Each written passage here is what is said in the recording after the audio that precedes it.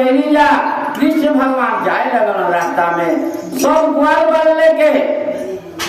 ग्वाल बाल लेके जेने जाते न सब ग्वाल बाल लेके आए ही में कृष्ण भगवान कहलन कि भाई केकरा यहाँ दही खाए के बा सबके यहाँ दही खा के चीख लेला। एगो बूढ़ी मैया रही, बूढ़ी मैया का कहली के आज कृष्णा के घर में घुसे नहीं देवे के आ माखन वगैरह के खाए नहीं देवे के। तो वो का कहली कि सब सखियन के बोला के ग्वालिन के बोला के सब ग्वाल के बोला के आ सब के कहली कि आज कृष्ण के दही माखन नहीं खाए देवे के, आज सबके पहरा दे देगा दुआर आ दुआर पर पहरा दिया लगा। आ कृष्ण भगवान का कहला अरे ई मैया गोटी बूढ़ी मैया ई का कर देलू, सबके लहरा लगा के दुआर पर पहरा दिवा देलू, सबके दुआर पर पहरा दिवा दो लहरा लगा के। अब बताओ हम केकरा ही दही खाए जाए, केकरा ही माखन खाए जाए। सबके यहाँ घर में बूढ़ी गोपी या नहीं कहले बूढ़ी गोपी के आज हमें दही माखन खाई।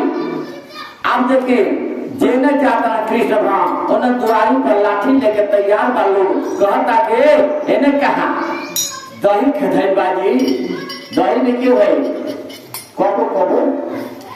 एक बाद में यहाँ से कहना कृष्ण भगवान जेने जाता तेने दुआर पर लाठी लेके बुढ़िया लहरा लगा दिलस आ दुआर पर पहरा दिवा दिल, कहीं जाए के मौका नहीं के।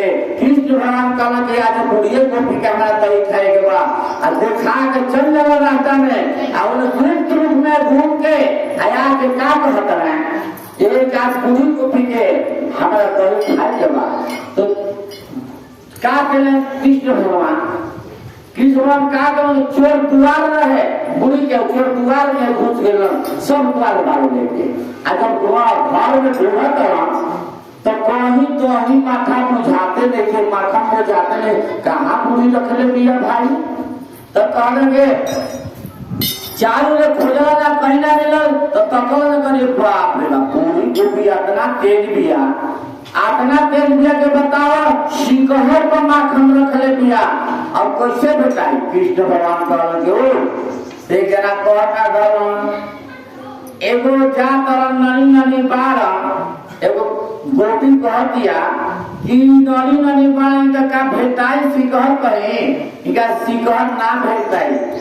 तो कैसे कह दिया अरे खा गई लगो चिकन छोड़